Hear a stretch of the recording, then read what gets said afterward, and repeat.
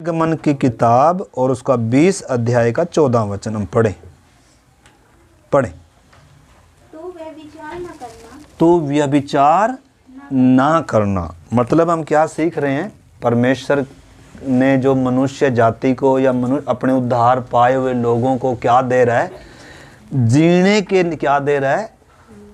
नैतिक नियम दे रहा है, विधियां दे रहा है, वचन आज्ञाएं दे रहा है परमेश्वर कि अब तुमने कैसे जीना है, क्या नहीं करना, व्यभिचार नहीं करना। तो हम सीख रहे थे कि मतलब पहला जो स्तर है व्यभिचार का वो क्या है, हमने सीखा था, पिछली बार हम सीख चुके हैं।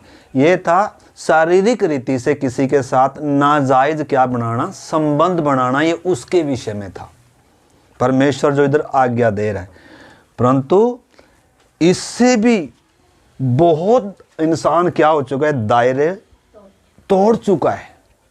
मतलब स्वभाव के विपरीत जाकर इंसान क्या करने लगा। आज वर्तमान संसार जो है वो सदोम और अमोरा से भी क्या हो गया, बदतर हो गया।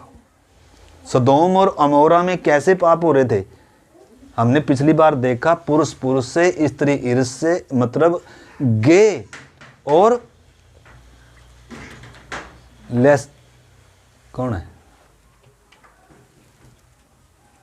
मतलब सारे मेरे साथ हैं। पिछली बार हमने सीखा था ये।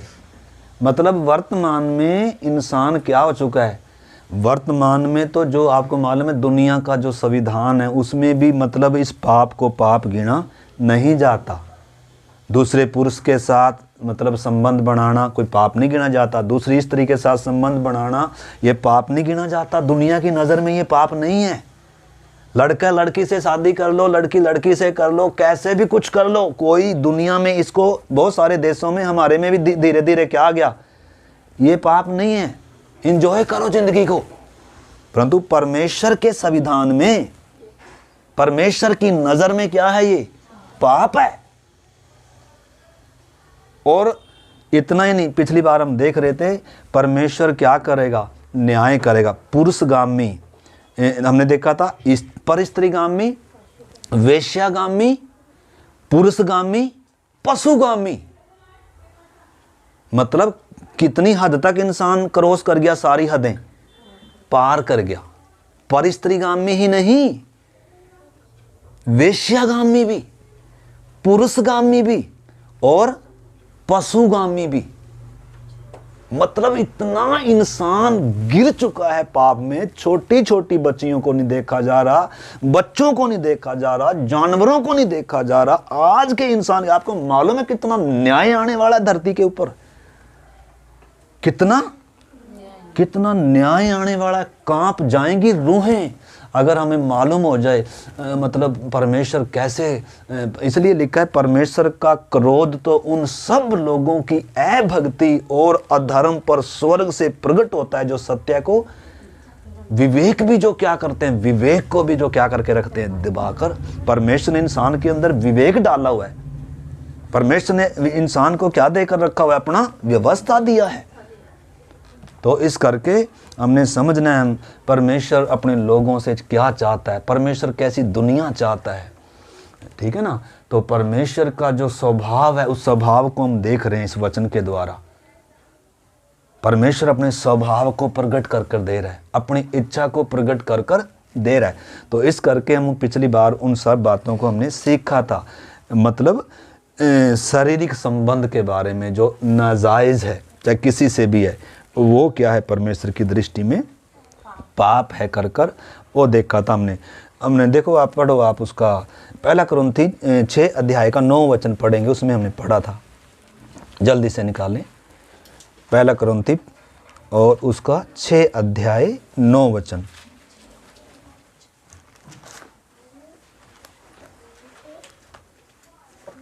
पढ़े सिस्टर जोर से। क्या तुम नहीं जानते कि अन्यायी लोग परमेश्वर के राज्य के वारिस ना होंगे। देखो परमेश्वर के राज्य के वारिस कौन कौन नहीं हो सकते, या उद्धार के वारिस कौन कौन नहीं हो सकते, या परमेश्वर के साथ का जो संबंध कौन, मतलब वो अनुभव कौन नहीं कर सकते। इधर लिस्ट दी हुई है, लिखा है क्या तुम नहीं जानते कि अन्यायी लोग परमेश्वर के राज्य के वारिस ना होंगे। हाँ, धोखा न खाओ, धोखा ना खाओ, ना वेश्यागामी, ना वेश्यागामी, ना मूर्ति पूजक, ना मूर्ति पूजक के बारे में हमने सीखा। परमेश्वर ने कहा था तुम क्या नहीं करना, अपने लिए कोई ईश्वर बनाना नहीं, अपने हाथों से नहीं बनाना, परमेश्वर मैं हूँ। इसलिए इसका उसको कोई सूरत भी नहीं थी, इसलिए कोई सूरत मूर्त नहीं बना लेना, वो मना। हमने पिछले बार में देखा था वो सबसे पहले हमने वही देखा था, उसमें देखा था कि एक तो बाहरी तौर पर की जाती है, एक अंदर भी की जाती है। अंदर भी होती है, मनों में भी होती हैं मूर्तियाँ, मनों में। तो वो भी हमने देखा था 2 प्रकार से होता है। और फिर उसके बाद हमने आगे भी सीखा था। तो आगे पढ़ो बहन जी। मूर्ति पूजा ना पर स्त्रीगामी, ना लुच्चे, ना पुरुषगामी, ना चोर, ना लोभी, ना पियक्कड़, ना गाली देने वाले, ना अंधेर करने वाले परमेश्वर के राज्य के ये वारिस नहीं होंगे, इधर नहीं आएंगे। हाँ, अगर ये पश्चाताप कर लें, मन फिरा लें। क्योंकि अगला वचन देखो क्या लिखा है इधर। हाँ, हाँ, और तुम में से कितने ऐसे ही, और लिखा है तुम में कितने ऐसे ही थे, इस दशा में गंदगी में डूबे हुए थे कितने सारे, लेकिन जब एहसास आया पापों का, आंखें खुली, बुद्धि खुली, समझ में आया उद्धार और अपनी दशा जब आपने पश्चाताप किया, तो तुम क्या किए गए? तुम धोए गए। तुम क्या किए गए? वचन से, लहू से, पवित्र आत्मा से धोए जाकर क्या किए गए? शुद्ध किए गए और धर्मी ठहराए गए और इधर लाए गए, परमेश्वर की संतान बनाए गए। हमने समझना इस चीज को। और एक वचन और जल्दी से 13 का 14 में पढ़ा था हमने इब्रानियों की, कि परमेश्वर क्या करेगा? इन सब का क्या करेगा? न्याय करेगा। जो मतलब सारी जो नाजायज क्या करते हैं, दूसरे किसी के साथ भी नाजायज संबंध रखते हैं, तो वो चीज़ हम देख रहे थे। विवाह बिछोना क्या रहे? निष्कलंक रहे, वो चीज़ को हम देख रहे थे और उन बातों को हमने सीखा था। तो आज हम क्या करेंगे? दूसरा स्तर देखेंगे व्यभिचार का। ठीक है ना? मैंने पहले भी कई बार बताया, ये जो ये हमने 2 पेड़ दिखा रखे, एक जंगली दिखा रखा और एक उत्तम जलपाई दिखा रखा। ठीक है ना? ये किसको भी दर्शाता है? सदोम और अमोरा को। इधर देखें, मेरी तरफ सुने, आप सुन लो। आप बहुत सारे पढ़ने में देखने में रह जाते हो, सुनते नहीं। सुन, अगर आप बाइबल साथ के साथ खोल सकते हैं तो आप खोल लीजिए, अगर देर लगती है तो आप सुन लीजिए। ठीक है ना? आप नोटबुक लेकर वो आयत लिख लो। तो हम सीखते आ रहे हैं, क्योंकि नए लोग भी हैं, इस करके मैं बार बार बता रहा हूँ। ये क्या है? सदोम और अमोरा है। क्या है? सदोम और अमोरा में क्या होते थे? यीशु ने उदाहरण दिए कितने, जैसे लूत के दिन थे, सदोम अमोरा में क्या हो रहा था? ऐसे मनुष्य के पुत्र का आगमन होगा। ये वही दिनों में चल रहे हैं हम, दुनिया में वही पाप हो रहे हैं जो सदोम में हो रहे थे, अमोरा में हो रहे थे, जिनके ऊपर परमेश्वर का न्याय आया था, तो आग में जलकर क्या हो गए थे? नष्ट हो गए थे। ठीक है ना? और नूह के समय भी क्या थे? लोग ऐसे ही कर रहे थे। लिखा है, लोग जिसको चाहा उसको क्या कर लिया? शादी कर ली और अलगदाई को भ्रष्ट कर दिया, पवित्रताई को भ्रष्ट हो गई। यानी कि एक समाज था उस समय जो अलगदाई में जी रहा था, पवित्रताई में जी रहा था, लेकिन मनुष्य का पाप बढ़ने के कारण और जन्म ही से मनुष्य के मन में क्या उत्पन्न होता है? मन में बुरा ही उत्पन्न होता है। तो इस करके उस समय के लोग भी क्या हो गए? जल में डूबकर सब क्या कर दिए गए? नाश किए। परमेश्वर क्या करेगा? न्याय करेगा। ठीक है ना? तो शुरू से ही परमेश्वर वो बातों को बता रहा है। देखो यीशु ने इसके बारे में क्या कहा, इससे पहले कि हम अगला पड़ाव सीखें, अगला पहलू सीखें इसका, या अगला स्तर सीखें व्यभिचार का, उससे पहले संसार के बारे में थोड़ा सा मैं आपको बताऊं। देखो यीशु ने क्या कहा। मत्ती 12 अध्याय निकालो और उसका आप 39 वचन पढ़ो। मत्ती 12 का 39 वचन पढ़ो। इधर हमने पढ़ा कि 12 का 39, उसने उन्हें उत्तर दिया, इस युग के बुरे लोग, इस युग के बुरे और व्यभिचारी लोग, कैसे बता रहा है संसार को प्रभु? क्या ढूंढते हैं? चिन्ह ढूंढ रहे हैं। हमें चिन्ह मिल जाए कुछ, हम यीशु पर विश्वास कर लेंगे। लेकिन क्या ढूंढते हैं? जो चिन्ह ढूंढते हैं ना, वो क्या है? आपने समझना, इस युग के लोग, प्रभु ने क्या कहा, ये सदोम और अमोरा है वर्तमान संसार, दंड की आज्ञा हो चुकी है इसके ऊपर, न्याय गिरने वाला है इसके ऊपर, इससे भागकर निकलना है, इससे अलग हो जाएं जितना जल्दी हो सकता है, निकल लीजिए जल्दी से भागकर। अगर इधर ही रहना है तो आपकी मर्जी है, ठीक है ना। तो प्रभु क्या कह रहा है, पर इस संसार को लिखा है, इस युग के बुरे और व्यभिचारी लोग चिन्ह ढूंढते हैं, परंतु योना के चिन्ह को छोड़ो और कोई चिन्ह, इसका 16 का 4 भी पढ़ें, जल्दी से पढ़ें। इस युग के बुरे और व्यभिचारी लोग, बार बार कह रहा प्रभु, चिन्ह ढूंढते हैं। हाँ, लेकिन लोग इस समय के युग के लोग क्या करें, हमारे जैसा तो कोई भी नहीं है, हमें तो उद्धार की जरूरत ही नहीं है, या अपनी दशा इंसान को क्या नहीं है, मालूम नहीं है। परंतु वचन क्या कह रहा है, प्रभु क्या कह रहा है, वर्तमान समय के लोग कैसे हैं जी, लिखा तुम बुरे होकर अपने बच्चों को अच्छी वस्तुएं देना जानते हो, यानी कि सबको कह रहा है। क्या है इंसान की, अगर देखा जाए तो इंसान की पहचान क्या है, अगर इंसान को देखें तो पापी है, अधर्मी है, परमेश्वर का शत्रु है, क्रोध की संतान है। इसकी लिस्ट देखें ना तो बहुत बड़ी है, पापों में मरा हुआ है बहुत। अगर इसकी हम लिस्ट देखें, वास्तव में अगर इसकी लिस्ट देखोगे ना, इसकी ये जो पेड़ है, इसे एक एक करके लगाएंगे ना, इधर लिखेंगे तो बहुत लंबी लिस्ट है इसकी। आंखें खुल जाएं, हर एक व्यक्ति की आंख खुल जाए, आपके आज न्याय आने वाला है, क्रोध गिरने वाला है। ये जितनी जल्दी हो सके इसमें से निकल जाओ, और औरों को, अपने आप को, जितनों को आप निकाल सकते हो निकाल लो उनको भी, अन्यथा उद्धार का द्वार हमेशा के लिए बंद हो जाएगा। देखो मरकुस में भी निकलो, मरकुस में प्रभु ने क्या कहा,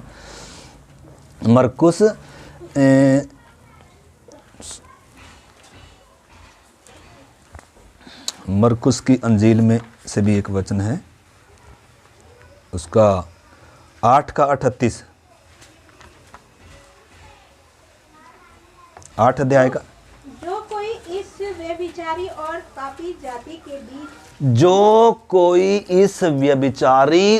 पापी जाति के बीच मुझसे और मेरे वचनों से, मेरी बातों से लज जाएगा, मनुष्य का पुत्र भी जब वो पवित्र दूतों के साथ अपने पिता की महिमा सहित आएगा, तब वो भी क्या करेगा जी, वो भी इनकार करेगा। आज बहुत सारे संसार को प्रिय जानते हैं, लेकिन प्रभु को क्या करते हैं, संसार प्रिय लगता है आज बहुतों को। क्या लगता है, उसमें हम आएंगे, परंतु वो तीसरा स्तर हम देखेंगे, व्यभिचार का तीसरा स्तर में आएगा वो। परंतु इस समय आपने समझना है, ये सदोम और अमोरा है संसार, ठीक है, इसमें रिश्तेदारियां हैं, हमारे सब हैं, समाज है, ठीक है। हमने मतलब हम किसी को परमेश्वर की दृष्टि में क्या है, आज हर एक इंसान, उसे उद्धार की ज़रूरत है, उसे बचाए जाने की ज़रूरत है। वो पापी इंसान की क्या है, सब औलाद है हम। वचन कहता है कोई भी धर्मी नहीं, एक भी नहीं, कोई भलाई करने वाला नहीं, कोई परमेश्वर का चाहने वाला नहीं, सब परमेश्वर की महिमा से क्या है, रहित हैं। सबको बचाए जाने की क्या है ज़रूरत है, सबको मन फिराने की क्या है ज़रूरत है, ठीक है ना। तो वो बात हम देख रहे। तो अभी हम इसलिए चेतावनी, प्रभु ने कितनी चेतावनी दी। लूत की पत्नी को समझ रखो, पीछे मुड़कर देख रहा था। बहुत सारे क्या दे रखे प्रभु ने, उदाहरण दिए। तो आप आगे देख रहे, पीछे देख रहे, या अभी आप उसी में, आप किधर हैं कर हम प्रत्येक ने इस चीज को पहचानना है, ठीक है ना। अब दूसरा स्तर हम देखेंगे, व्यभिचार का दूसरा स्तर क्या है। आप निकालो मेरे साथ 5 अध्याय मत्ती और 27-28 वचन पढ़ेंगे।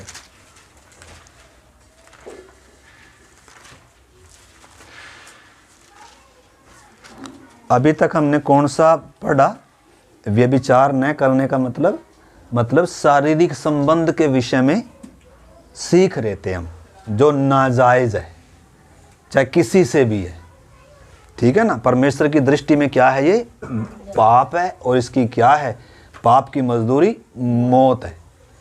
उस चीज को हम सीख रहे थे। अभी हम सीखेंगे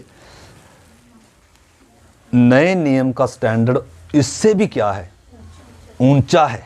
मत्ती 5:27 से पढ़ेंगे हम। तुम सुन चुके हो कि कहा गया था व्यभिचार न कर। अभी हमने सुना यहाँ तक, क्या सुना कि व्यभिचार ना करना। यहाँ तक प्रभु कह रहा है, यहाँ तक तो ये कंडीशन थी। पुराना नियम ये कहता था कि व्यभिचार नहीं करना। ये तो पुराने नियम का क्या था, स्टैंडर्ड था। जब तक यीशु नहीं आया, जब तक क्रूस पर बलिदान नहीं दिया गया, जब तक शैतान के सिर को कुचला नहीं गया, जब तक इंसान के अंदर से पाप का राज्य नहीं निकाला गया और उसको परमेश्वर का भवन या मंदिर नहीं बनाया गया, तब तक मतलब पाप कैसे होता था, व्यभिचार कैसे होता था, दूसरे के साथ संबंध बनाने से होता था। परंतु अब प्रभु क्या कह रहा है, लिखा तुम सुन चुके हो कि कहा गया था व्यभिचार न करना, परंतु मैं तुमसे कहता हूं कि यदि जो कोई किसी स्त्री पर कुदृष्टि डाले, वह अपने मन में व्यभिचार कर चुका है। मतलब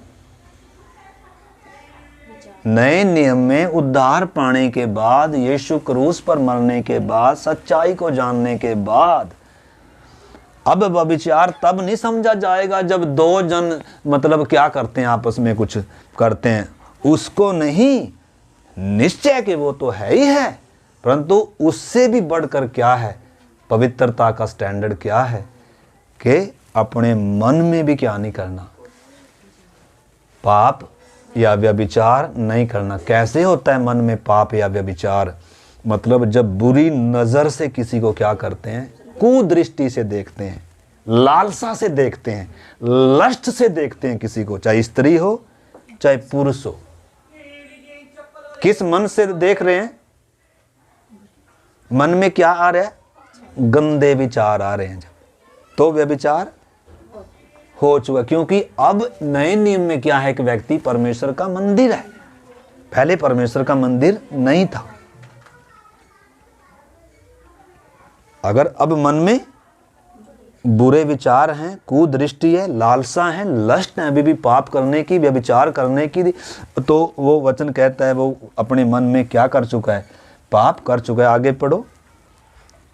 यदि तेरी दाहिनी आंख तुझे ठोकर, यदि तेरी दाहिनी आंख, या कोई दाहिनी हो या बाईं हो, कोई भी हो जो तुम्हें क्या खिलाए, ठोकर खिलाए। क्योंकि पाप किसके द्वारा आता है, आंख के द्वारा।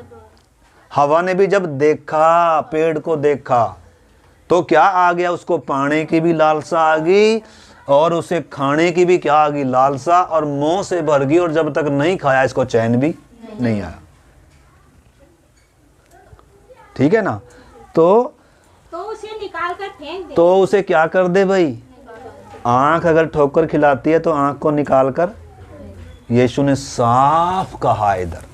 क्यों कहा ऐसा, देखो पढ़ो। क्योंकि तेरे लिए यही भला देखा, तेरे लिए यही भला। ये कोई दर्द नहीं है आंख निकालना, मतलब ऐसा नहीं कह रहा कि हमें सचमुच में आंख निकालनी है, परंतु इस बात को गंभीरता बता रहा है प्रभु।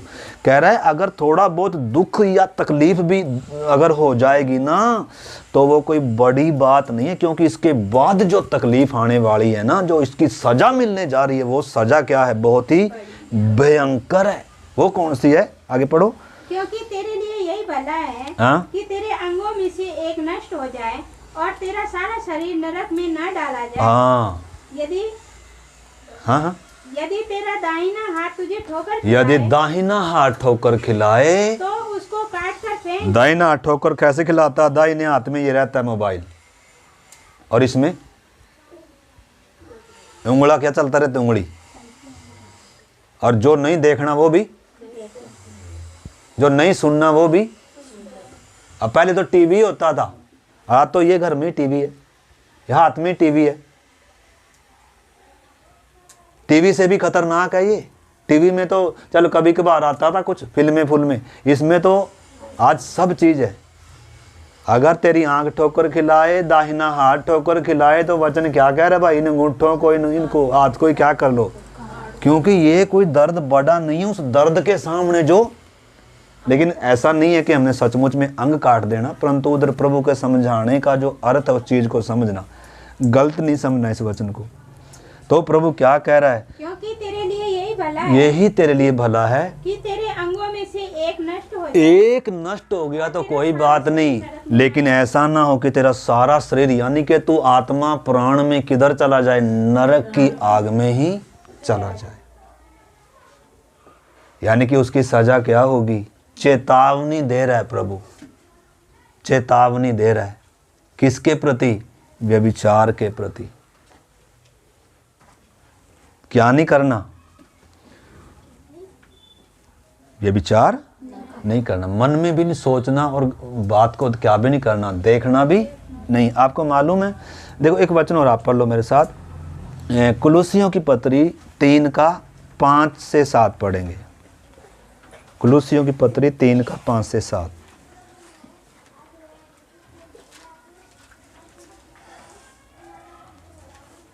कुलुसियों की पत्री 3 अध्याय 5 से 7 तक पढ़ेंगे। इसीलिए अपने उन अंगों को मार डालो। इसीलिए अपने उन अंगों को मार डालो। कौन से अंगों को? जी शरीर में हमारे अंग होते हैं ना, इनमें क्या होती है? शरीर की इच्छा पूरी करने की क्या रहती है? लालसा से भरे हुए हैं। इस चीज को सुनो, भले ही हमने उद्धार पा लिया तो भी, परमेश्वर का मंदिर बन गए बहुत सारे, तो भी हमारे अंदर एक बिगड़ा हुआ स्वभाव है, गिरा हुआ स्वभाव भी साथ साथ रहता है, जिसके लिए प्रभु ने क्रूस रखा हुआ है, जिसके लिए प्रभु ने कोड़े रखे हुए हैं, जिसके लिए प्रभु ने दुख तकलीफ रखा हुआ है, जिसके लिए क्या रखा हुआ है? जुआ रखा हुआ है, ताकि ये किसमें ये क्या ना करे, बाहरी मनुष्य तब क्या ना हो जाए, ये क्या ना हो जाए, बढ़ ना जाए, अंग क्या ना हो जाएं, बलवंत ना हो जाएं पाप करने के लिए। इसलिए प्रभु का वचन कहता है अपने उन अंगों को मार डालो जो पृथ्वी पर हैं। मत पृथ्वी का मतलब जो नाशवान चीजों की क्या कर रहे हैं? लालसा कर रहे हैं। आगे अर्थात व्यभिचार, हाँ, अशुद्धता, दुष्कामना, बुरी लालसा और लोभ को जो मूर्ति पूजा के बराबर है। हाँ, इन्हीं के कारण परमेश्वर का प्रकोप आज्ञा न मानने वालों पर पड़ता है। हाँ, और तुम भी जब इन बुराइयों में जीवन बिताते थे तो इन्हीं के अनुसार चलते हाँ, थे। हम भी पहले भाई इन्हीं के अनुसार चलते थे। पहले का जीवन कुछ और था, अब जो मसीह में है वो नई सृष्टि है। इधर देखना, पहले का जीवन भी बताया जा रहा, पहले हम क्या थे, बाद में हम नई सृष्टि हैं। अब वैसे नहीं चल सकते जैसे पहले चलते थे। अब में जमीन, अब ज्योति हैं, पहले अंधकार थे। इस चीज को आपने समझना। उद्धार क्या है वास्तव में? पहले दशा कुछ और थी, अब दशा कुछ और है। पहले पाप करने का स्टैंडर्ड कुछ और था, अब पाप करने का स्टैंडर्ड कुछ और है। अब तो लोभ है, मन में लोभ है, वो भी क्या है? मूर्ति पूजा के समान है। गंदे विचार हैं, वो भी क्या है? व्यभिचार के समान है। इस चीज को हमने क्या करना है? समझना है। यानी कि कितना ऊंचा स्टैंडर्ड है। क्यों स्टैंडर्ड है? क्योंकि कीमत बहुत ऊंची दी गई है। परमेश्वर ने आपको वचन से, आत्मा से, लहू से धोया है, आपको पापी होने का एहसास कराया है। पहले उड़ाऊ पुत्र के समान पहले जाने दिया। पहले तू सूरों का क्या खा ले अच्छे से खाना, अपने आपे में आया हुआ व्यक्ति उद्धार पाता है। इस चीज को हमने समझना है। और दोबारा किधर नहीं जाएगा? सूरों का खाना खाने जाएगा फिर कोई? अच्छा भोजन छोड़कर, अच्छा खाना छोड़कर, बाप ने जो मेज परोसी हुई है अच्छे भोजन की, अच्छे नाश्ते की, उच्च कोटि का भोजन देकर रखा हुआ है, और एक व्यक्ति कह रहा है जी मैं मन फिराकर आ गया, उद्धार पा लिया, बपतिस्मा ले लिया, और वो खाने को छोड़कर फिर सूरों का खाना खाने के लिए जाएगा कोई? कोई नहीं जाएगा। इस करके हमने उस चीज को समझना है। तो परमेश्वर का वचन क्या है? इसलिए रोमी 6 अध्याय जब आप पढ़ोगे ना, 11 से देखो, थोड़ा सा पढ़ो। रोमियों की पत्री 6 अध्याय, पहले में और अब में अंतर है, हम सब ने पहचानना है। पहले का जीवन, पापी का जीवन कुछ और होता है, मसीह में आने के बाद एक व्यक्ति का जीवन कुछ और होता है। पहले हम इन चीज़ों में जीवन व्यतीत करते थे, सब करते थे ये, लेकिन धोए गए लहू से, आत्मा से, वचन से हमें पवित्र किया गया, परमेश्वर का मंदिर बनाए गए, परमेश्वर की संतान हैं हम। तो इस करके पहले का जो जीवन है वो अलग है, बाद का जो जीवन अलग है। 6:11 से पढ़ो। ऐसे ही तुम भी अपने आप को पाप के लिए तो मरा हुआ, हाँ, परंतु परमेश्वर के लिए मसीह यीशु में जीवित समझो। अब पाप के लिए मरा हुआ समझो और मसीह यीशु में परमेश्वर के लिए जीवित समझो। अगर ऐसे हर समय नहीं समझेंगे, क्या करना पड़ेगा? कुछ बातों को समझना पड़ेगा। किस बात के लिए? कि मैं पाप के लिए मर गया हूं। पाप के लिए यीशु मसीह मेरे पाप के लिए क्रूस पर मरा। अगर ये ताज़ा नहीं रहेगा मन में, अगर आप पाप के लिए अपने आप को मरा हुआ नहीं समझोगे, मैं मर चुका हूँ, संसार के लिए भी पाप के लिए भी मैं मर चुका हूँ, मैं मसीह के लिए जीवित हूँ, मैं परमेश्वर के लिए जीवित हूँ, अगर हर समय ये नहीं समझेंगे तो आगे इसीलिए पाप तुम्हारे नाशवान शरीर में राज्य न करे। हाँ, इसलिए पाप तुम्हारे नश्वर शरीर में क्या ना करे? राज्य ना करे। ये अंगों में राज्य करता है पाप। जैसे उसको बोला गया था कैन को कि तुझे पाप पर क्या करनी है? प्रभुता करनी है। और तो क्या हो जा? सचेत हो जा। लेकिन उसने क्या नहीं किया? उसने सचेत नहीं हुआ, लापरवाह। अगले ही उसमें क्या किया? कदम पर पाप ने उसको जकड़ लिया और उसने जाकर अपने भाई का ही क्या कर दिया? और फिर मान भी नहीं रहा, यानी कि मानेगा भी नहीं। अभी ये अपने पापी होने को मानेगा भी, कह रहा मैं अपने भाई का ठेकेदार हूँ क्या? परमेश्वर के सामने भी कैसे आ रहा है जैसे परमेश्वर को ही माफ़ी मांगनी पड़ेगी। और बहुत सारे विश्वासी ऐसे ही हैं, जैसे पास्टरी या प्रभु ही क्या मांगे हमारे से? माफ़ी मांगे। पत्थर हृदय पाप ने क्या कर दिया? कठोर मन कर दिया। नम्रता नहीं, दीनता नहीं, पश्चाताप नहीं, टूटा मन नहीं, आंसू नहीं आंख में एक भी, और क्या नहीं है? कोई एहसास भी नहीं है। तो पाप क्या करेगा? अंगों में राज्य करेगा। अगर हम अपने आप को पाप के लिए मरा हुआ नहीं समझेंगे, परमेश्वर से संबंध तोड़ देगा, परमेश्वर का शत्रु बना देगा, आत्मा को मार देगा, प्राण को बिगाड़ देगा और शरीर को तोड़ेगा। बहुत कुछ इसके पाप के लक्षण क्या हैं? आपने इस पाप के लक्षणों को अच्छे से क्या करना है? पहचान। नहीं काम करता कैसे? ये एक बीमारी के समान भी है, जैसे कैंसर की बीमारी हो या टीबी की बीमारी हो या कोरोना की बीमारी हो, ऐसा वायरस की तरह भी है। और एक क्रूर राजा जो क्या करता है? शासन करता है, गुलाम बनाता है एक व्यक्ति को, उसके समान इसकी कई प्रकार से क्या कर रखी इसकी पाप की। ये जो सांप के समान दिखता है, ये जो यहाँ होगा कहीं, कहाँ है ये? इसमें देख सकते हैं आप, वो पाप। और जो ऊपर वाली जो तस्वीर है, अंदर वो पाप दर्शा रखा, वो नाग पूरा जहर चढ़ा रखा, पूरा मार दिया, काला कर दिया, अंधकार कर दिया, परमेश्वर से संबंध तोड़। क्या था? गिरने से पहले इंसान क्या था और गिरने के बाद क्या हो गया? देख लो। पाप ये करेगा।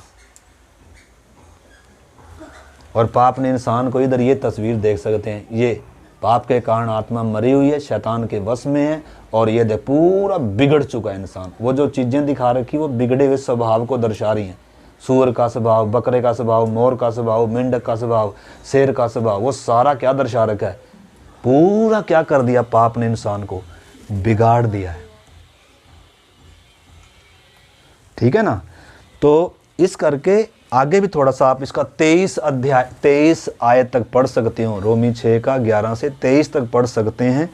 पहले लिखा, थोड़ा सा पढ़ो आगे बहन जी। तुम उसकी लालसाओं के अधीन रहो। पाप अपनी लालसा पूरी करता है, अपनी मोह, इंसान को मोह से भरता है और अपनी लालसाएं उस व्यक्ति के द्वारा क्या करता है?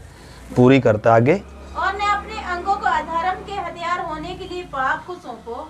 ने अपने अंगों को सौंपो, यानी कि आप छुड़ाए गए हो इससे, क्रूर शासक से, पाप से, क्रूस के द्वारा।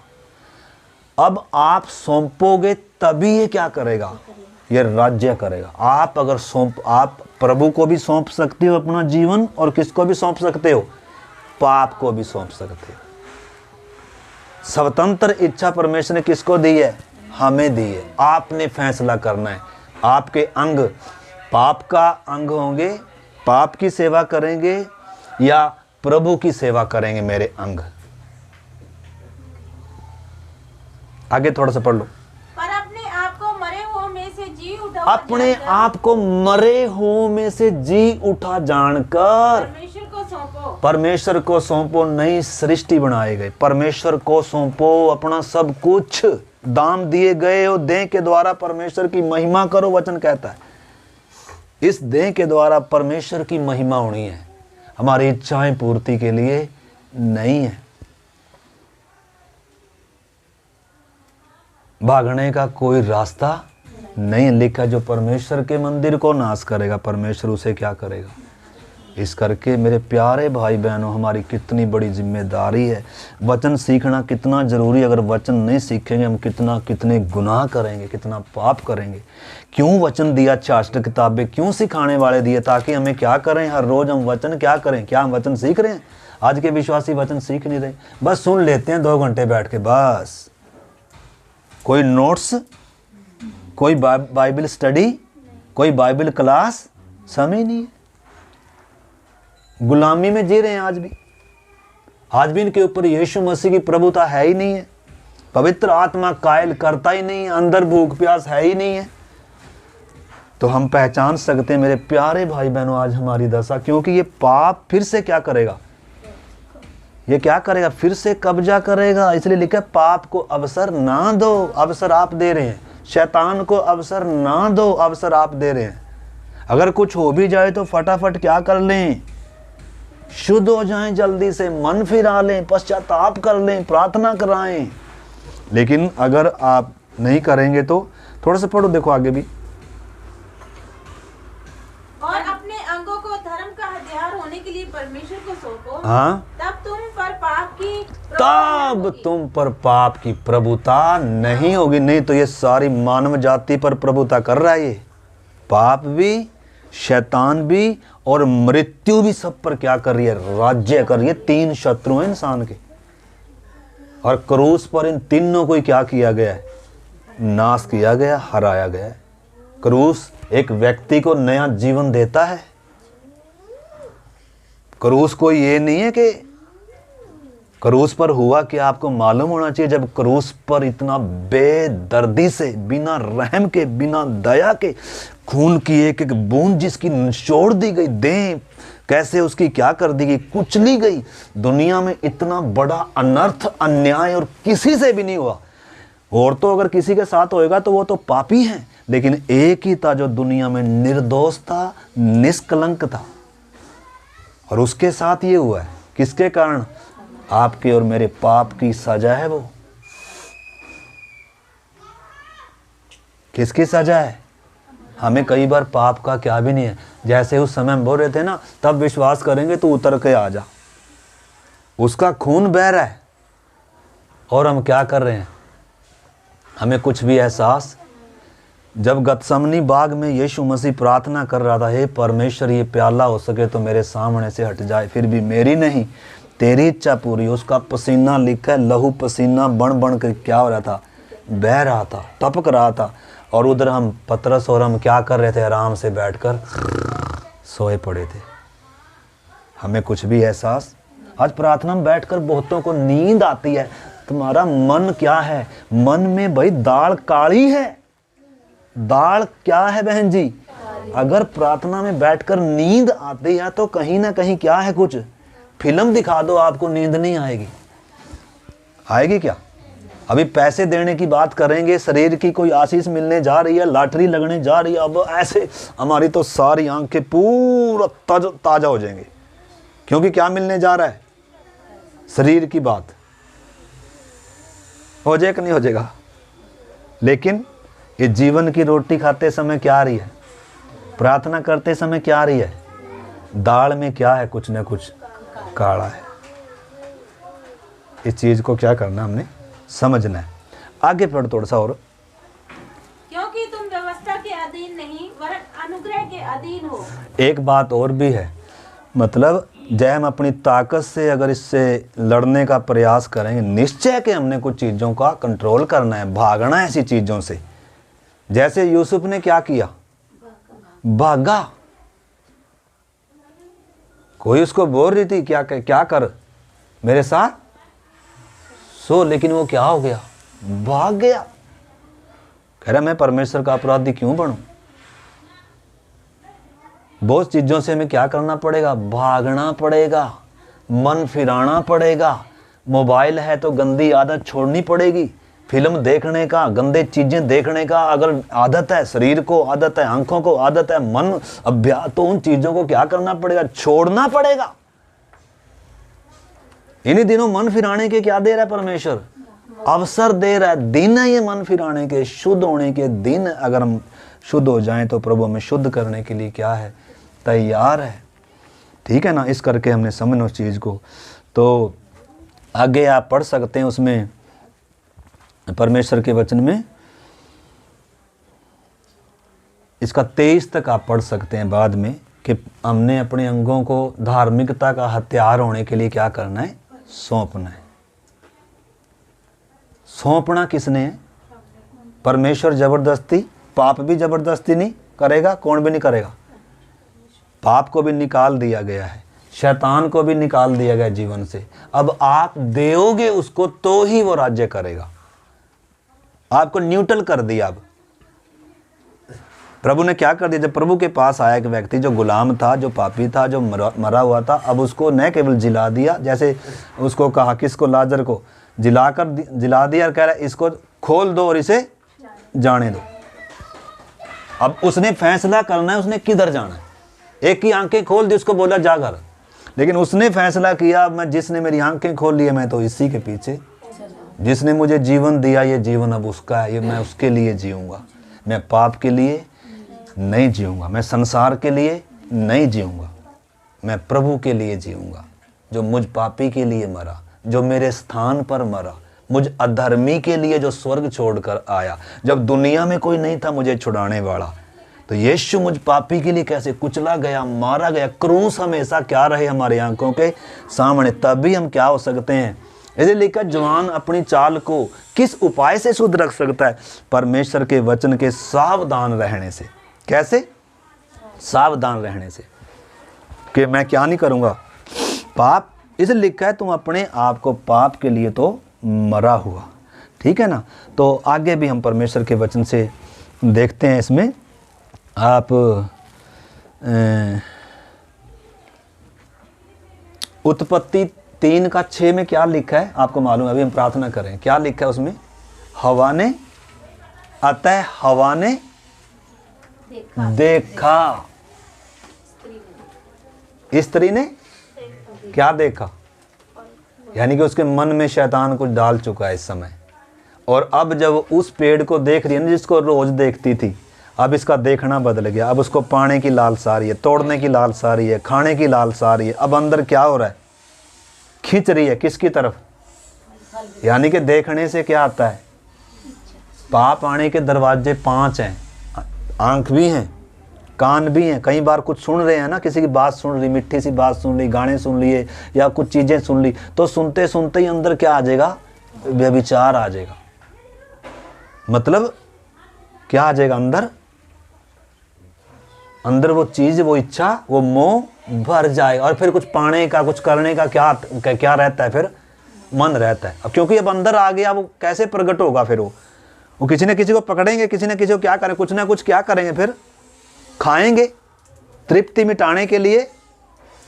तो वो चीज और बताई गई। तो हवा ने भी देखा, यानी कि देखने पर क्या करना होगा, कंट्रोल करना होगा। जैसे यीशु ने कहा, हाथ आंख ठोकर खिलाती है तो निकाल कर, हाथ अगर ठोकर खिलाता है तो काट कर फेंक। मोबाइल अगर ठोकर खिलाता है तो इसको क्या करना है, ना मोबाइल तो छोड़ दूंगा नहीं जी मैं, फिर व्यभिचार से भी नहीं बचेगा, फिर नाश होने से भी नहीं बचेगा। मोबाइल तो, बाइबल अच्छी नहीं लगती बहुतों को, और बाइबल भी पढ़ेंगे तो मोबाइल इधर ही है, मोबाइल में भी देख रहे हैं, इसमें भी देख रहे। नरक के लिए क्या हो रहे हैं, तैयार। किसके लिए, हाँ, चलाओ खूब, व्हाट्सएप चलाओ खूब, फेसबुक चलाओ खूब, एंजॉय करो। जो आंखों को भाता है वो देखो, जो मन को भाता है वो करो, और जो आपके मन में है करो। लेकिन एक न्याय का दिन आ रहा है, क्या आ रहा है? न्याय का दिन आ रहा है। नूह ने, उसने, हवा ने भी देखा, और उसके बाद हम बहुत सारे हैं, जैसे सब उपदेशक, उसमें हम यहोशू 7 का 21 में भी पढ़ते हैं। उसने भी क्या किया, उसमें आकान ने भी क्या किया, चांदी की ईंट को और उसको क्या किया, उसने लिखा देखा और उसे पाने की क्या आई, उसके अंदर इच्छा आई। यानी कि देखने से क्या आती है, अंदर इच्छा आती है, पाने की क्या आती है, इच्छा आती है, और फिर क्या भी कर लेता है इंसान, उसको कर भी लेता है। तो इसलिए पहले स्टेप पे क्या करना है हमने, देखने पर क्या होना है, कंट्रोल होना है। क्योंकि परमेश्वर का वचन कहता है, देखो नीति वचन 27 का 20, जल्दी से पढ़ो, अभी प्रार्थना करें। थोड़ा सा बच्चों को थोड़ा सा और बिठा कर रखें आप। नीति वचन 27 का 20 पढ़े। नीति वचन 27 अध्याय और 20 वचन पढ़े बहन जी। जैसे अधोलोक, एक मिनट, एक ये इधर आवाज़ जल्दी, रिकॉर्डिंग हो रही ना। जैसे अधोलोक और विनाश लोक, वैसे ही मनुष्य की आंखें भी तृप्त नहीं होती। किसके समान बताया गया आंखों को, पढ़े जरा। जैसे अधोलोक, जैसे अधोलोक, अधोलोक ऐसा है जिसने बेपरिणाम लिखा है, मुंह पसारा हुआ, और कभी भरता ही नहीं है, वो कभी रजता ही नहीं है वो अधोलोक। तो आंखें भी ऐसे हैं, कभी ये तृप्त नहीं होती, जितना मर्जी देख लो, और देखने की क्या आती रहेगी, लालसा आती रहेगी, ये भरी हुई हैं। आंखें कभी रजती नहीं है, मन कभी भरता नहीं है। इनको तो क्या ही करना पड़ेगा, मारना ही पड़ेगा इस इच्छा को, काटना ही पड़ेगा इस इच्छा को, क्रूस पर चढ़ाना पड़ेगा इस इच्छा को। जैसे इधर बकरे का वो दे रखा है, इसमें वो जो दिल का निशान है ना, उसमें एक बकरा दे रखा है। बकरा क्या है, इसी चीज को दर्शाता है, लस्ट को दर्शाता है। ये कभी रजता नहीं है, लस्ट को दर्शा रखा। वैसे भी कभी खाने में भी बकरी रजती नहीं है, वो हर समय वैसे भी क्या करती रहती है। इसकी खूबी इसकी ये है, और उसके अंदर क्या भी होती है, लस्ट भी होती है। तो एक राजा ने बोला, जी जो कोई मेरे बकरे को क्या करेगा, बकरी को रजा देगा, मैं उसे क्या दूंगा, इनाम दूंगा।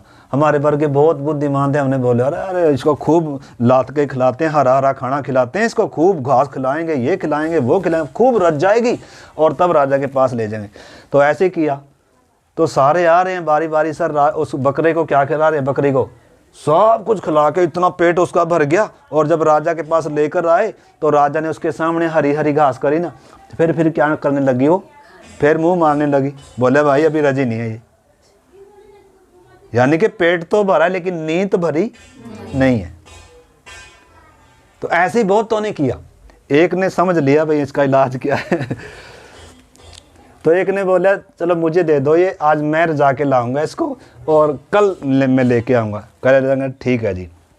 तो एक ने क्या किया, एक ने पहले तो उसको खवा दिया, ठीक है, उनको पेट भर ले ताकि राजा ये ना कहे बिल्कुल ही भूखी है। तो उसने कह रहा खा ले एक बार, हाँ, तो उसको खिला दिया। और फिर उसके सामने ऐसे घास लेकर आ रहा है, और जैसे ही घास लेकर आ रहा है ना, बकरी ऐसे कर रही है खाने के लिए, उसी समय उसके मुंह पर क्या कर रहा, कुछ ऐसी चीज़ बना रखी थी, उसको क्या मार रहा है, जोर से मार रहा है उसको।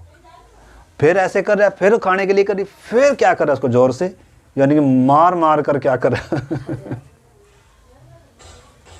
क्या कर रहा है। और फिर राजा के पास लेकर कह रहा राजा चेक कर लो आपकी बकरी रजी हुई है। राजा आया, बोलिया उसकी तरफ अच्छा घास कर रहा, लेकिन क्या नहीं कर रही हो, वो तो ऐसे कर रही। राजा उसकी तरफ हरा हरा घास कर रहा और वो क्या कर रही, ऐसे कर रही। क्यों? क्योंकि क्या किया गया है, मारा गया। पौलुस कहता है मैं अपनी देह को, इच्छाओं, अभिलाषाओं को मारता हूं, कूटता हूं। किसको मारना है? अपने आप पे को मारना है, अपनी इच्छाओं को मारना है, अपनी लस्ट को मारना है। क्रूस इसलिए तो है। अगर ये नहीं हम करेंगे तो फिर हमसे कुछ भी, ये राज्य करेगा हमारे ऊपर, हमारी बुरी आदतें और पाप धीरे धीरे फिर क्या कर लेगा, प्रवेश कर लेगा। ठीक है ना। तो इस करके मेरे प्यारे भाई बहनों, इधर हमने समझना है, क्योंकि अगर हम वचन नहीं सीखेंगे और सचेत नहीं रहेंगे तो शैतान भी क्या करता रहता है, अंदर घुसने के लिए। अंदर घुसने के लिए दोनों तैयार हैं। कौन? पाप भी और शैतान भी। और प्रभु ने इनको किधर रखा हुआ है? पुराने स्वभाव को भी हमारे अंदर रखा हुआ है और उसको किसको भी रखा हुआ है? शैतान को भी, ताकि मनुष्य क्या पाए? उस पर जय पाए। क्या पाए? जय पाए। ठीक है ना। अभी हम प्रार्थना करेंगे, परंतु एक दो बात और इसमें हमने क्या करना है। पतरस क्या कह रहा है देखो इस विषय में। अगर आप इसका सबोपदेश 1:8 पढ़ेंगे, उसमें भी ऐसा लिखा है, उसमें भी लिखा है कि आंखें कभी देखने से क्या नहीं होती? तृप्त, भरती नहीं है कभी। इसमें क्या रहती है? देखने की इच्छा रहती है। एक को देखेगा, दूसरी को देखेगा, तीसरी को देखेगा, एक को देखेगा, वो देखेगा, ये देखेगा। एक चीज़ देख लिया मोबाइल में, दूसरी देख ली, तीसरी देख ली, चौथी देख ली, मतलब क्या नहीं है, कभी रजेगा। इसका इलाज क्या है? इलाज क्या है? जो किसके साथ किया? बकरे के साथ किया। जो यीशु कह रहा है कि अगर तेरी आंख ठोकर खिलाती है तो काट कर क्या कर दे? निकाल दे। हाथ ठोकर खिलाता है तो काट कर, ये तेरे लिए भला होगा। ठीक है ना। अभी आप एक और वचन पढ़ो, दूसरा पतरस 2:14।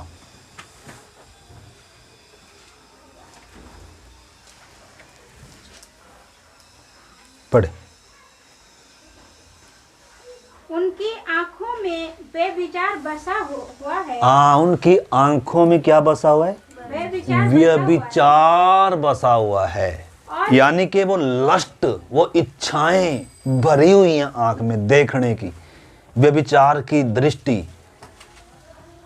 दूसरे को मतलब व्यभिचार करने की दृष्टि। आगे, और वे पाप के लिए बिना रुक नहीं, पाप किए बिना रुक नहीं सकते कि वे चंचल मन वालों को फुसला लेते हैं। तो इधर प्रभु का वचन क्या कह रहा है? आंखें में क्या बसा हुआ है भाई?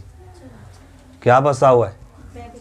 व्यभिचार बसा हुआ है। मोह, इच्छाएं, अभिलाषाएं हमारे अंगों में अभी हम देख रहे हैं, उन चीज़ों को देख रहे हैं। हमारा जो शरीर है ना, ये अंग है ना, जो शरीर के एक एक अंग, इनमें क्या है? वचन कहता है अपने अंगों को क्या करो?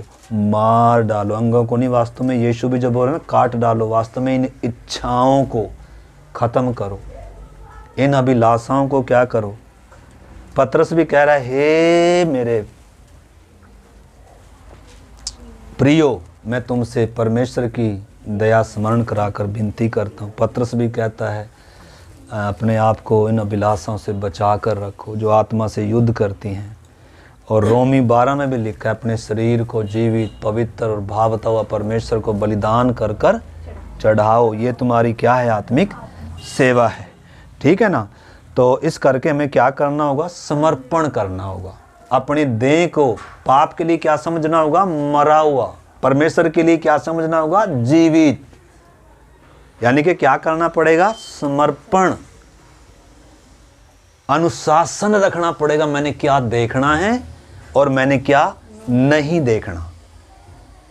ये नहीं है कि जो मर्जी देखेंगे। फिर तो पहले आप फिल्म देख सकते थे, पहले आप सब कुछ देख सकते थे, नाटक सब, लेकिन अब देख सकते हैं क्या? एक विश्वासी फिल्म देख सकता है?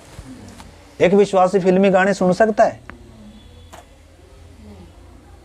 अगर ऐसी ऐसी बातें देखें तो कितनी बातें हैं, तब पता चलेगा हमारा। अभी तो क्या चल रहा है सब मिले जुले चल रहे हैं। एतवार को 2 घंटे के लिए प्रभु में, इसमें से भी पिएंगे और किसमें से पिएंगे? परंतु प्रभु ऐसे पियाता। प्रभु ने सामरी स्त्री को बोला, भाई पहले तो क्या कर, जीवन का जल से तब पिलाऊंगा, पहले ये जो जहां से जल तू पी रही है, इसको पीने के लिए पहले सोते को क्या करना होगा? बंद करना होगा। दोनों सोतों से कभी नहीं पी सकते। आप प्रभु में भी और संसार में भी आनंद एंजॉय कर नहीं सकते हैं। अगर आप इसमें एंजॉय कर रहे हैं संसार में, तो आप प्रभु में कभी एंजॉय, आत्मा में कभी एंजॉय नहीं कर सकते, आनंद नहीं ले सकते, कभी वारिस नहीं हो सकते। अगर आप इसमें आनंद ले रहे हैं तो खतरा है इसमें भी एंजॉय लेने का। ये नहीं है कि इसमें ले नहीं सकते, परंतु इधर से सोता क्या हो जाएगा? बंद हो जाएगा। इधर आनंद नहीं आएगा, फिर इधर नींद आएगी। प्रार्थना में, संगति में, वचन में फिर मजा नहीं आएगा। तो उस चीज़ को हमने समझना है। इस करके अयूब क्या कहता है, देखो अयूब 31 अध्याय का एक वचन क्या कहता है, अयूब 31 का 1, अभी हम जल्दी ख़त्म करेंगे। अयूब 31 का 1, भजन से इतना से पहले अयूब 31, हाँ पढ़े। मैंने अपनी आँखों के साथ वाचा बांधी है, हाँ, फिर मैं किसी कुंवारी पर कैसे आंखें लगाऊं। हाँ, इधर अयूब क्या कह रहा है, मैंने अपनी आंखों से क्या बांधी है, वाचा बांधी है। क्या बांधी है, वाचा। किस विषय में वाचा, कि मैं किसी कुंवारी पर क्या नहीं लगाऊंगा, आंख नहीं लगाऊंगा।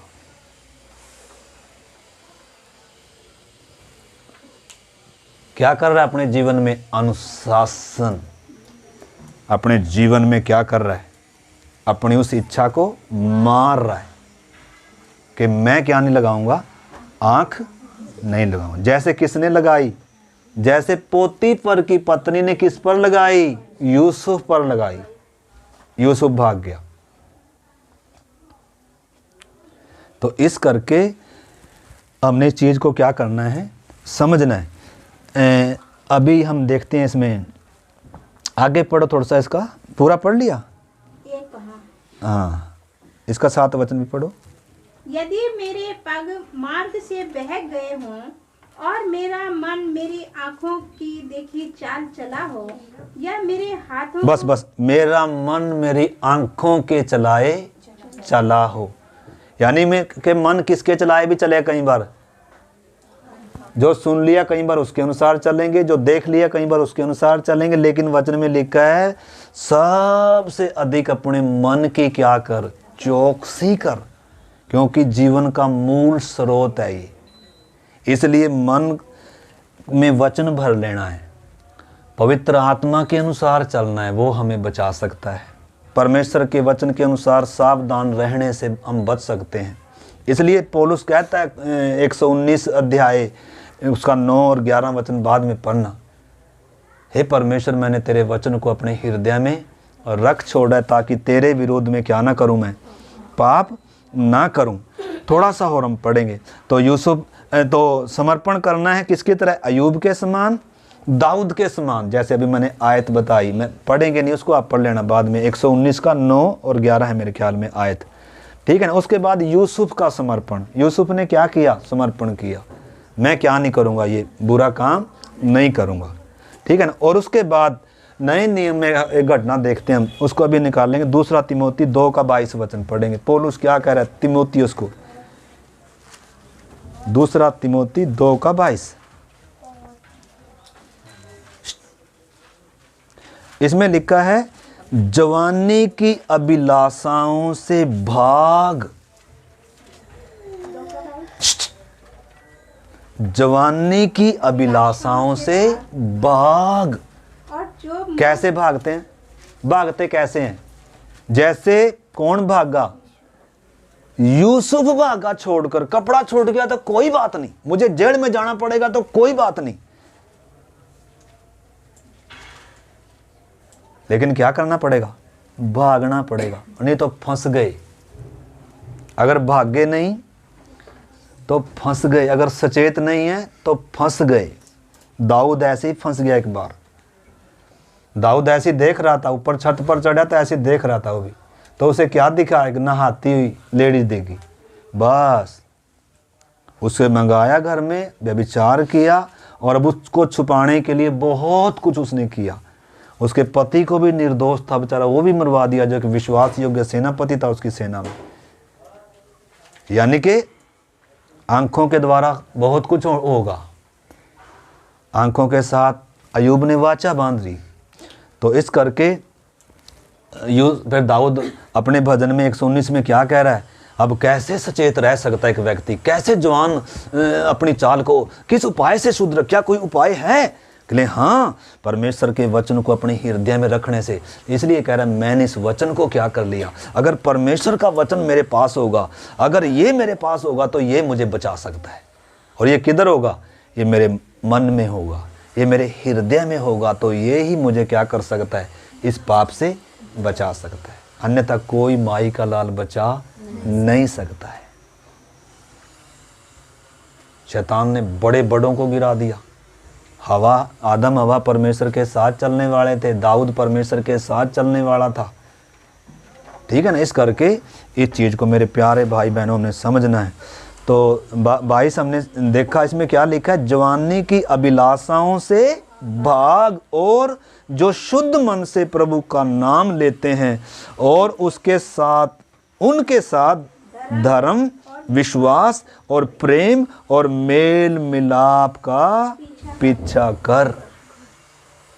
तो किसी चीज से भागने के लिए बोल रहा है वचन और किसी चीज का पीछा करने के लिए बोल रहा है। संसार से भागना, इच्छा विलासों से, मोह से, पाप से भागना और संगति किधर करनी, क्या ढूंढना है, संगति, आत्मिक बातें ढूंढनी, परमेश्वर की संगति, उसकी उपस्थिति में आनंद की क्या है, उसमें जो आनंद है, इसमें से पिएंगे तो फिर ये प्यास कभी नहीं बुझेगी। सामरी स्त्री को प्रभु ने कहा है, जो तू इस जल में से पीती है इससे कभी तृप्त नहीं होगी। बदन खत्म हो जाएगा ये, लेकिन इसकी तृप्त कभी तृप्त नहीं होगा। परंतु प्रभु के पास अगर आएंगे, उस जल में से पिएंगे तो उसमें वो जल है, वो मिठास है, वो आनंद है कि फिर ये सब फीके पड़ जाएंगे। ये सब आनंद क्या पड़ जाएंगे, फीके पड़ जाएंगे, ठीक है ना। तो इस करके मेरे प्यारे भाई बहनों, इस चीज़ को हमने क्या करना है, क्योंकि कलीसिया क्या है, एक पवित्र कंवारी है। एक आखिरी वचन पढ़कर और फिर हम प्रार्थना करेंगे। 2 कुरिन्थी 11 अध्याय का 2 से पढ़ेंगे। 2 कुरिन्थी 11 का 2 से जल्दी से पढ़कर और फिर हम प्रार्थना करेंगे। क्योंकि मैं तुम्हारे विषय में ईश्वरीय धुन लगाए रहता हूँ। परमेश्वर का दास पौलुस कलीसिया को, विश्वासियों को लिखते समय या वचन बताते समय क्या कह रहा है कि मैंने तुम्हारे विषय में ईश्वरीय धुन, जैसे परमेश्वर के अंदर धुन है, जैसे परमेश्वर चाहता है मैं भी वैसे ही चाहता हूँ, मैंने भी ऐसे धुन लगा रखी कि तुम्हें, इसलिए कि मैंने एक ही पुरुष से उससे आगे से पढ़ा करो, जो मैंने बता दिया उससे आगे से पढ़ा करो। हाँ चलो पढ़ो बहन जी। क्योंकि मैं तुम्हारे लिए ईश्वरीय धुन लगाए रहता हूँ। हाँ? इसलिए कि मैंने एक ही पुरुष से तुम्हारी बात लगाई है। हाँ? कि तुम्हें एक पवित्र कुंवारी के समान मसीह को सौंप तुम्हें एक पवित्र कंवारी के समान मसीह को सौंप दूं। यानी कि कलीसिया क्या है वास्तव में, एक पवित्र कंवारी है वास्तव में। देखो यीशु मसीह व्यभिचारिणी को लेने के लिए नहीं आ रहा। किसको लेने के लिए नहीं आ रहा? व्यभिचारिणी से वो शादी नहीं करेगा। त्यागी हुई से, वेश्या से, विधवा से, ये सब विश्वासियों की कैटेगरी में आती हैं। ये भी मतलब एक शारीरिक तौर पर होता है ये तो व्यभिचार, और एक किस में होता है, आत्मिक तौर की बात कर रहे हैं हम। तो बहुत सारे विश्वासी क्या भी हैं, विधवा भी हैं। विधवा का मतलब जिन्होंने जिनते जी सब, प्रभु भी मर गया, जीते जी सब मर गए, मैं आज़ाद हूँ, अब अपनी आज़ादी से घूम रहा मैं, ये विधवा है। जो अपनी आज़ादी से घूम रहे वो क्या है, विधवा है। जिसके कान हो और सुन लो। आपने जीते जी किसको मार दिया, अपने प्रभु को मार दिया, क्योंकि आप किसी के अधीन नहीं है।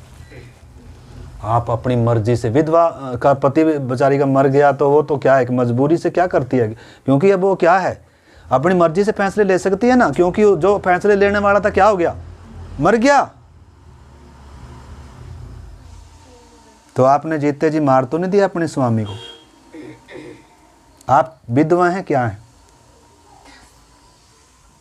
इस वचन में हम अपने आप को देख सकते हैं। जो विश्वासी अपनी मनमर्जी से जीता है वो क्या है, जीते जी उसने किसको मार दिया, वास्तव में अपने प्रभु को मार दिया।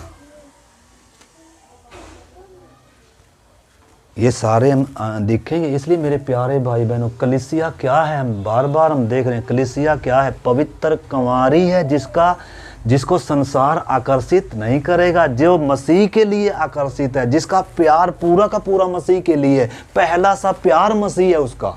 वो संसार का प्यार, संसार की मित्रता, संसार के साथ उसका लगाव नहीं है। उसके दो यार, उसका पहला प्यार और आखिरी प्यार यीशु है कलीसिया का।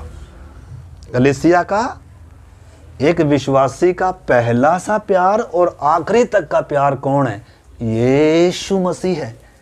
इसलिए पौलुस क्या कह रहा है? मैंने तुम्हारी एक पुरुष से बात लगाई, मंगनी करा रखी मैंने, और मैं चाहता हूँ, मैं क्या कर रहा हूँ, वही मेरी कोशिश है, मेरा प्रयास है कि तुम्हें पवित्र कंवारी के समान उस मसीह को क्या कर दूँ? सौंप दूँ। यानी कि मसीह के आगमन तक क्या रहना है? पवित्र रहना है, कंवारापन रहना है। भ्रष्ट को लेने के लिए नहीं आ रहा है। आगे भी थोड़ा सा पढ़े। परंतु मैं डरता हूँ कि हाँ, जैसे सांप ने अपनी चतुराई से डर फल क्या न है? पाया, डर क्या है? लिखा है जैसे सांप ने। अपनी चतुराई सांप शैतान भी है, और सांप कौन भी है? पाप भी है। लेकिन हवा के सामने उस समय पाप नहीं था। क्या ही था? ये इब्लिस था, ये शैतान था, जिसने विचार उसके जीवन में बोए, उसके मन में विचार डाले, और उस विचारों को उसने क्या कर लिया? ग्रहण कर लिया, और पाप पैदा हो गया। पाप का औलाद, पाप किसकी औलाद है? पाप की सृष्टि परमेश्वर ने नहीं की। पाप की सृष्टि किसने की? शैतान है इसका बाप। इसलिए इसके ऊपर सजा है, क्रूस पर वो सजा गिरी। क्रूस के पास जो आता है इस पाप की ताकत से क्या हो जाता है? छूट जाता है। प्रभु उसको छुड़ाता है उस ताकत से। लेकिन तो भी आपने पाप के लिए मरा हुआ समझना होगा, नहीं तो फिर से क्या करेगा? ये राज्य करेगा। तो इधर आगे भी थोड़ा सा पढ़े बहन जी। वैसे ही तुम्हारे मन उस सिधाई और पवित्रताई से जो मसीह के साथ होनी चाहिए कहीं भ्रष्ट ना हो। यानी कि जैसे हवा भ्रष्ट होगी, संबंध टूट गया, नंगे हो गए, पापी हो गए, ऐसे ही तुम्हारा मन क्या? तुम्हारा मन उस पवित्रता से, उस सिधाई से, जो मसीह के साथ का जो आपका लगाव, प्रेम, संबंध, समर्पण, लगाव, उसकी बाट जोड़ना, उसकी सेवा करना, उसके लिए जीना, उसे प्यार करना, उसकी आज्ञा मानना, उसको सबसे बढ़कर स्थान देना, कहीं ये जीवन आपका क्या ना हो जाए? भ्रष्ट ना हो जाए। इसलिए मेरा डर है, ये है मेरी चिंता। किसकी? पौलुस की। शैतान क्या कर रहा है चारों तरफ? पाप क्या कर रहा है चारों तरफ? और उसका निशाना कौन है? आप ही हैं। कुंवारी है उसका निशाना। दुष्ट का निशाना कौन रहती है? कुंवारी। कुंवारी का मतलब दुल्हन, होने वाली दुल्हन, जो मसीह की होने वाली क्या है? दुल्हन है। तो इस करके मेरे प्यारे भाई बहनों, हम प्रार्थना करते हैं, हमारा मन लिखा है, पौलुस कहता है कहीं तुम्हारा मन क्या ना हो जाए, भ्रष्ट ना हो। यहाँ शरीर के भ्रष्ट होने की बात नहीं है, यहाँ शरीर की व्यभिचार नहीं है, परंतु मन भ्रष्ट होना है, आत्मिक जीवन भ्रष्ट होना है, आत्मिक व्यभिचार है ये। इसके लिए ज़रूरी नहीं है कि आपके पास कोई दूसरा व्यक्ति हो। आप अपने मन को, अगर वो पवित्रता से, उस मन की सिधाई अगर आपके जीवन में ख़त्म हो गई, प्रभु के साथ का जो पहला प्यार और लगाव होना चाहिए था, अगर वो ख़त्म हो गया, तो ये क्या है? तो इस करके आइए अपने जीवनों को मेरे प्यारे भाई बहन हम जांचते हुए प्रार्थना करें, और हमें भी अयूब के समान आज वाचा बांधने की ज़रूरत है, एक समर्पण करने की ज़रूरत है, और समर्पण पर आग उतरती है। जयवंत जीवन हम अपनी ताकत से पा नहीं सकते, लेकिन हम समर्पण कर सकते हैं। बलिदान के ऊपर आग आती है, हम बलिदान कर सकते हैं। जीवित पवित्र भावता हुआ बलिदान कर कर लिखा है, चढ़ाओ अपने देह प्राण आत्मा। स्वर्ग से आग उस पवित्र बलिदान पर उतरेगी, स्वर्ग अपनी आत्मा से भरेगा, जयवंत करेगा, पवित्र करेगा, अनुग्रह देगा, ताकि हम पवित्रताई में जीवन व्यतीत कर सकें, ताकि हम हर चाल चलन में पवित्र होते जाएं, ताकि हम मसीह के स्वभाव में बनते जाएं। आइए हम अपने पापों को, गलतियों को मानकर आज वाचा बांधे प्रभु से भी, अपने अंगों से भी, अपने इस देह को भी कहें मैं तेरा गुलाम नहीं हूँ, मैं इस शरीर का गुलाम नहीं हूँ कि शरीर के अनुसार दिन बिताऊंगा। मैं आत्मा के अनुसार दिन बिताऊंगा, मैं वचन के अनुसार दिन बिताऊंगा, मैं आत्मा के द्वारा इस देह की क्रियाओं को मारूंगा, मैं अपनी इच्छाओं का बलिदान करूंगा मेरे प्रभु के सामने, जिसने मेरे लिए अपने आप को बलिदान किया है। आइए हम प्रार्थना करेंगे। आइए हम में से एक जन प्रभु से प्रार्थना करें। सब भी प्रार्थना कर सकते हैं। जब सब की बात, किसी की बात आती है तो हम रुक जाते हैं कई बार। इतना वचन सुनकर बहुतों के अंदर से 1.5 मिनट की प्रार्थना भी नहीं निकलती। मेरे प्यारे भाई बहनों, अब नहीं अगर कर सकते तो रात में घर में जाकर प्रार्थना करें। इस वचन को बार बार समझने का प्रयास करें। शैतान उजाड़ने के लिए, भ्रष्ट करने के लिए चारों तरफ घूम रहा है। पाप के अंदर लस्ट है हमें अपने कब्जे में ले लेने के लिए। इसलिए आइए हम प्रभु से प्रार्थना करें, रो रो कर, प्रभु हमारी गलती गुनाह पापों को क्षमा कर दे, शुद्ध कर दे, अनुग्रह दे प्रभु। हम पवित्र बलिदान कर सकें इस देह प्राण आत्मा को, इच्छा अभिलाषाओं को प्रभु कृपा दे।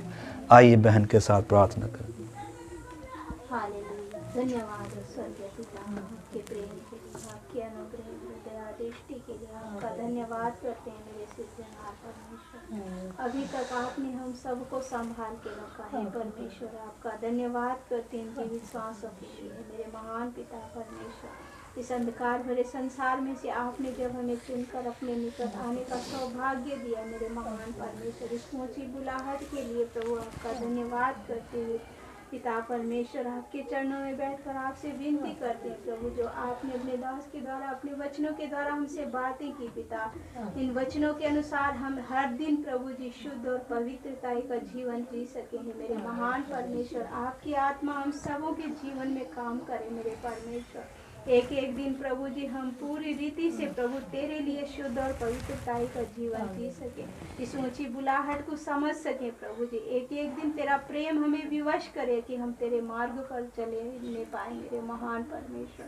तेरी आत्मा हम सबकी सहायता करे, अगुवाई करे निरंतर प्रभु जी, हम तेरी इच्छा के अनुसार जीने वाले हो सके प्रभु। सीखा गया वचन हमारे हृदयों में बना रहे मेरे महान पिता परमेश्वर। धन्यवाद करते हैं पिता परमेश्वर आज की संगति के लिए पिता परमेश्वर। दया करे मेरे महान परमेश्वर, और भी प्रभु हम तेरे लिए खड़े हो सके मेरे परमेश्वर, जबकि पूरे विश्व भर में मेरे परमेश्वर आपका वचन चाहे तरफ पूरा होता जा रहा है मेरे महान परमेश्वर। एक एक दिन हम सबों को प्रभु इन तमाम चिन्हों को देखते हुए सचेत और गंभीर होकर परमेश्वर तेरे लिए खड़े होने के लिए हिम्मत और दिलेरी दे मेरे महान परमेश्वर। हम निरंतर तेरी ज्योति बनकर प्रभु इस अंधकार भरे संसार में चमकने पाए तेरे हाथ में सौंपते हुए प्रार्थना को यीशु मसीह के नाम से। आमीन। अब हमारे पिता परमेश्वर का प्रेम, प्रभु यीशु मसीह का अनुग्रह और पवित्र आत्मा की संगति और सहभागिता हम सबों के साथ और दुनिया भर में प्रभु के लोगों के साथ प्रभु यीशु मसीह के आगमन तक होती रहे। आमीन। मारा नाथा सब कुछ है।